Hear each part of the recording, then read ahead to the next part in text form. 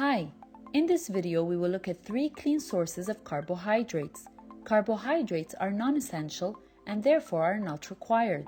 In fact, for most people, reducing them to low levels and replacing them with healthy fats can result in above-average brain function.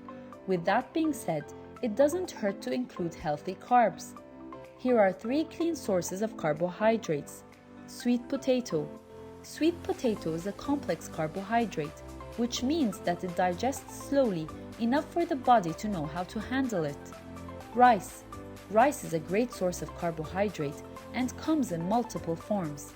Brown rice is usually seen as the healthier alternative, but can actually cause digestive issues in some people. Determining what is best for you is ideal, rather than following common advice. Berries. Berries are great sources of carbohydrates for the simple fact that they include plenty of fiber. Fiber is useful in reducing the speed of digestion of sugars. Blueberries, raspberries, and blackberries make for great brain snacks that will not cause a crash like most other high-sugar fruits. An abundance of sugar or fast-digesting carbs will slow you down and should be avoided for long-term health. Replacing junk foods with these sources of carbohydrates is a great first step to achieving optimal brain function and productivity.